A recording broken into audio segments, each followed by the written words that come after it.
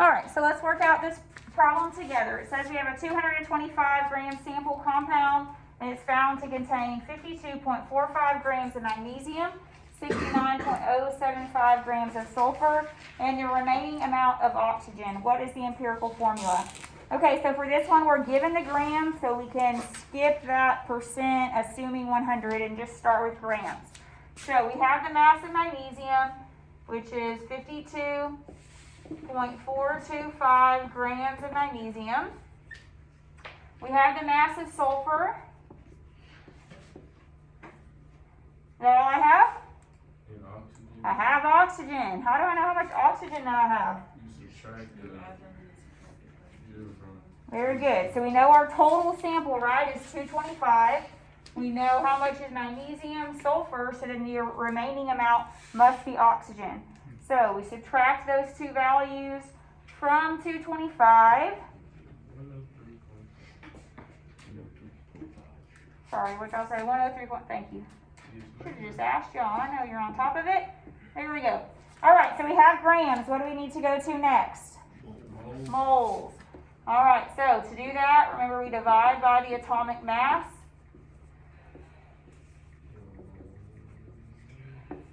For each element,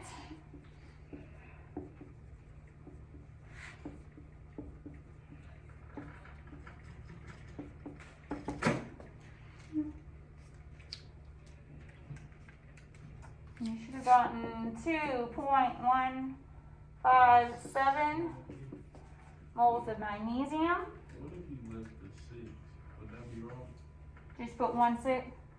That would be fine. I just encourage you to go out a little bit farther because we need to start dividing by that smallest. Sometimes, if you don't put enough decimal places, it might not give you as accurate of a number or as close to a whole number, and you might be a little confused. Yes, ma'am. So, that's why I just suggest to go out a little bit farther. Okay, this one doesn't look like it would matter because that's actually going to be the same number if you round it differently. But, you know, it just might help your confidence in deciding what the value is if you go a little bit farther. All right, what do we do now? Divide by the smallest number. Very good. So you find the smallest. This one is 2.154. Same thing for sulfur. Same thing for oxygen. What's this one? 3? 3. All right, so your empirical formula should be MgSO3, magnesium sulfite. Pretty cool. What do y'all think about empirical formulas? Easy. Easy? All right, the next thing we're going to do is molecular. It's only one more easy step added on to the empirical formula. If you feel good about this, you should feel great about the next step that we're learning today. Any questions before we start? Okay. So just as a review, I gave you the brief definition of molecular formulas the other day. But remember, the molecular formula specifies the actual number of atoms in the molecule, meaning it might not be the simplified formula. Remember, the empirical formula was the simplified formula. Molecular could be exactly the same as this example is right here, and it could be different. Remember, all the molecular formula is a multiple, some whole number multiple of the empirical formula. So here we have 2 times the empirical formula. Here we have 3 times the empirical formula. So all we're going to be doing today, or how we're going to be determining what this molecular formula is, we just have to determine what that multiplier is. Okay? That's what we're going to do.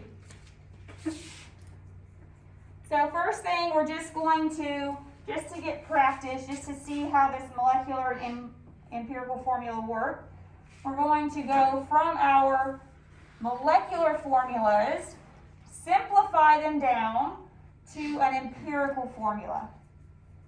Okay, so I want y'all to do that now. Look at these 5 examples. Simplify, using your subscripts, simplify them down to a simpler empirical formula. So go ahead and give those a try, and we'll do them together.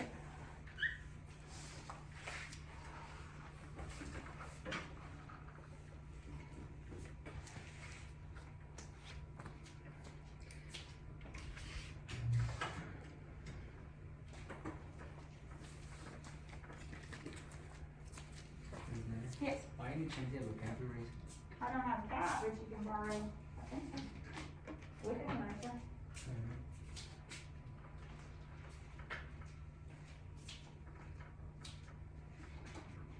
Or use or take it if you need.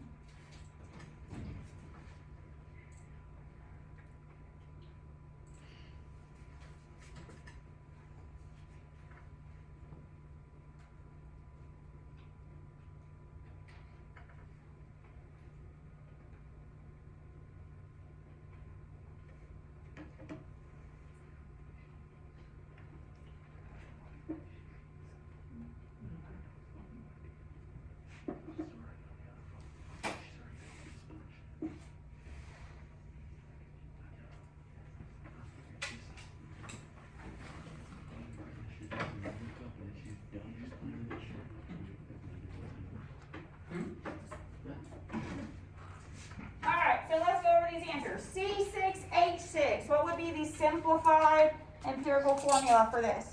CH. Just CH, right, yes. Very good. How about C8H18? C4H9, right? 2 would be the only common multiple in that. So you would divide both by 2. Very good. How about this? Tungsten oxide.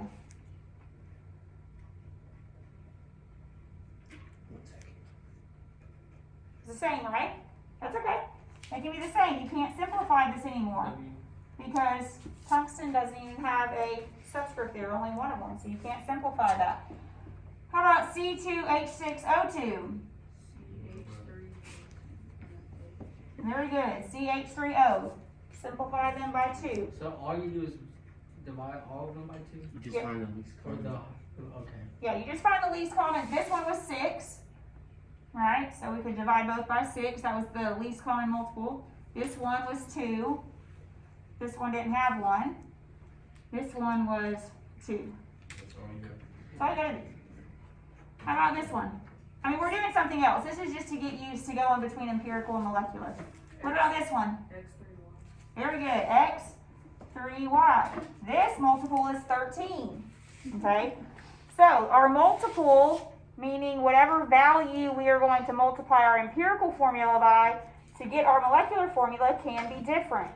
Okay? So what we're doing today is determining, well, how do we know what that multiplier is? Very simple. Here is the formula. So we already did the definition of empirical formula. This is the formula. Some number x, it has to be a whole number, times your empirical formula gives you your molecular formula. So if I multiply my empirical formula by 3, that could be a different molecular formula. We just had an example where we multiplied by 13, right? That could be your x. The x is just a whole number multiple.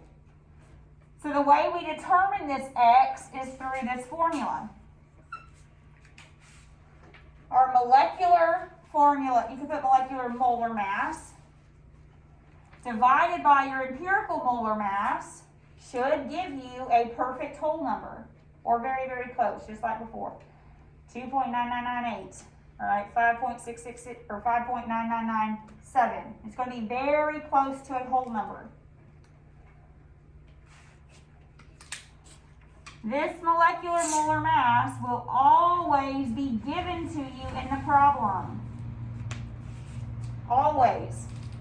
I will give you a molar mass. When you see a molar mass in the problem, that is your molecular molar mass. You already know how to calculate the empirical formula, right? We've just been doing that. So all you need to do is find the molar mass of that compound, plug it in, divide, and you will get a whole number. That's it. One little step at the end after you find your empirical formula.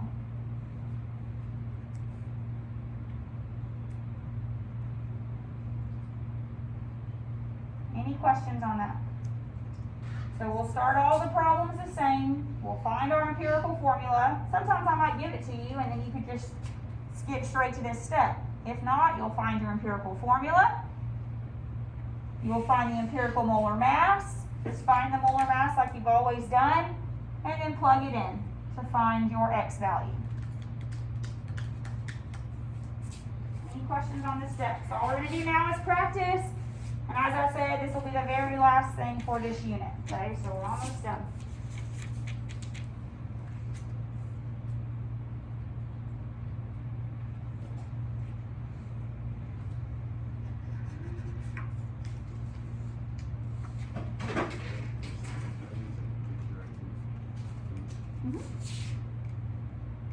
I'll wait for you.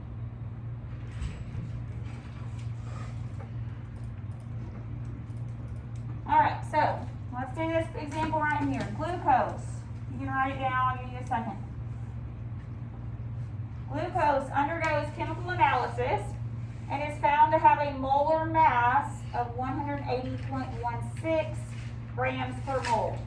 So whenever you see a molar mass in the problem, it is always molecular molar mass. Always. Because you know how to find the empirical formula. So therefore you can easily find the empirical molar mass. Okay, so any molar mass is given to you, I have to give you the molecular molar mass. It tells us what this compound is composed of. So then we need to find the empirical formula, just as we've always done. Nothing's changed there. And then that one last step to find X, to find our molecular formula.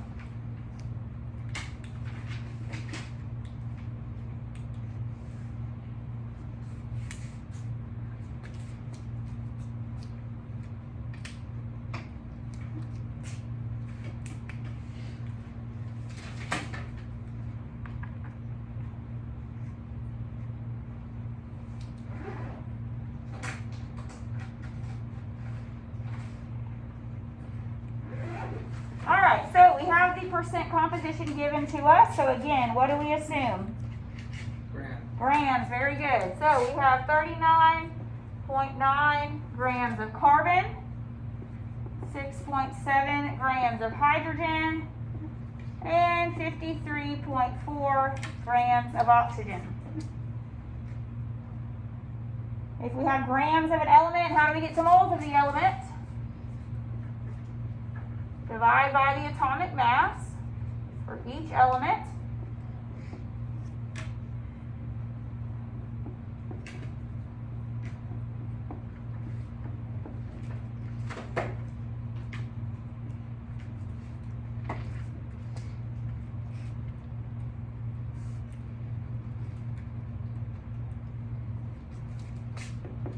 You should get 3.322 moles of carbon.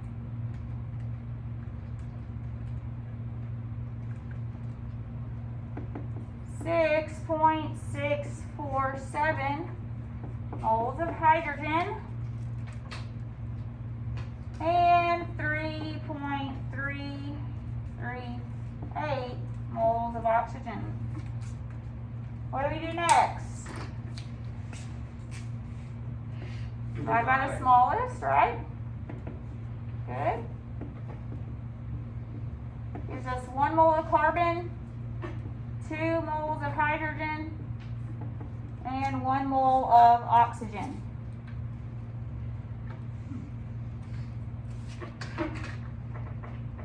So our empirical formula would be C, empirical, C, H2O.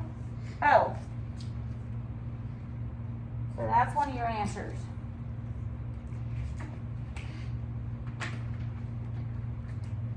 Any questions again on empirical? All right, now the next step, final step, is to find our X. Okay, so remember we have to find this X, this multiplier.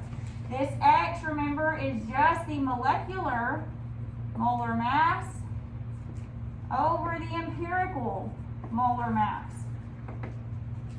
Molecular molar mass will always be given to you. Okay, so you plug that in. 180.16.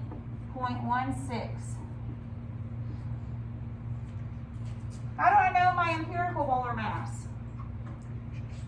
Your C. Calculate it, right? Very good. So we have our empirical formula. So we just calculate the molar mass. We have 1 carbon, 2 hydrogens, and 1 oxygen.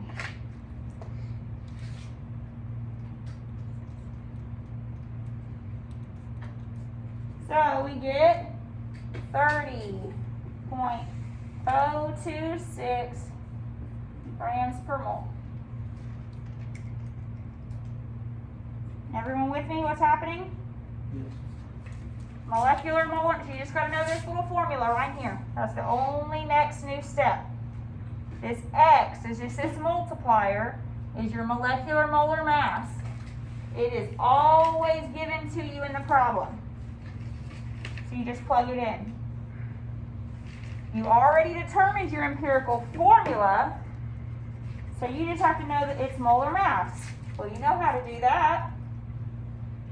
And now we plug that in. 30.026. You should always get very close to a whole number. If you don't, something went wrong on your empirical formula or calculating your empirical formula molar mass. Okay, it should always be a whole number. It's not my answer though yet. That's just my X. My answer, molecular, is 6, remember, times my empirical. So it would be C6H12O6. I just multiply it by that X multiplier.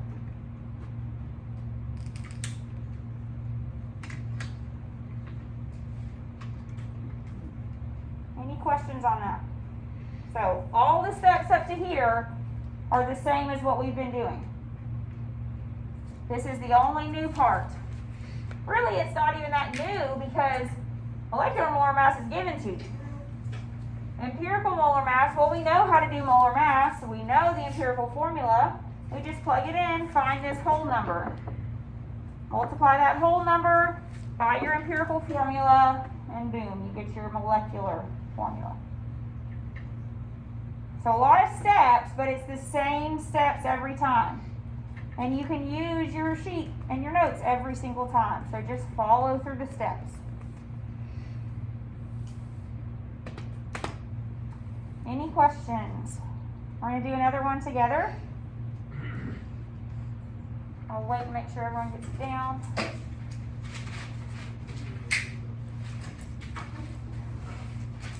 And write down this next problem. We're going to do that one together.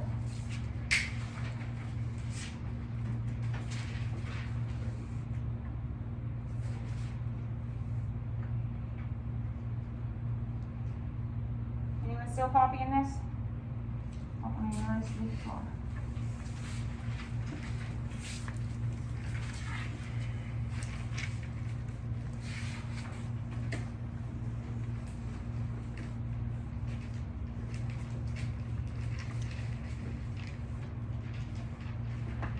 Okay, so this one says we have a sample with a formula mass of 34 grams per mole. Again, it is only the molecular molar mass that's given to you because you have no other way to find it.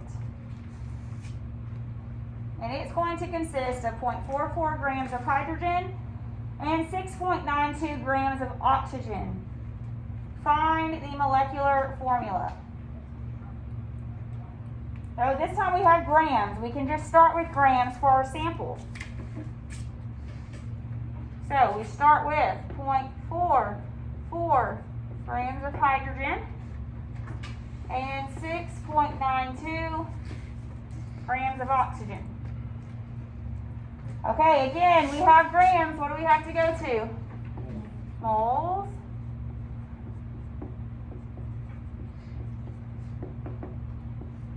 Same thing for each element.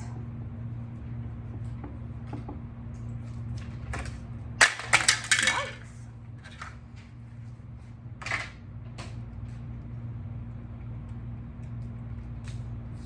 We get 0.437.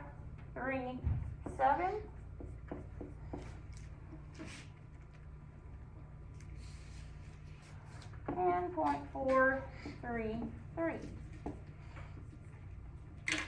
What do we do now? Divide. Divide by the smallest, good.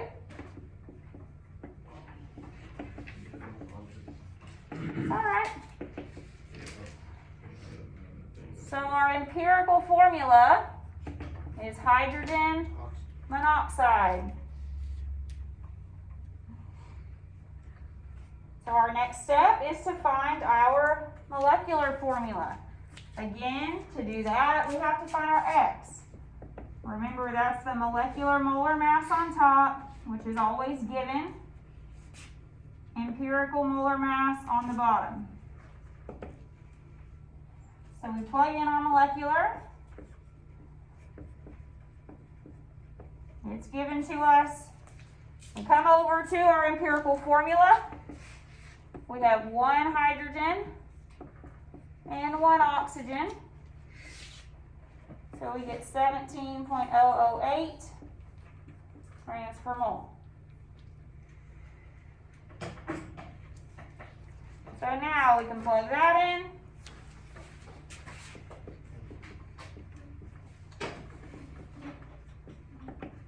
And we get a 2.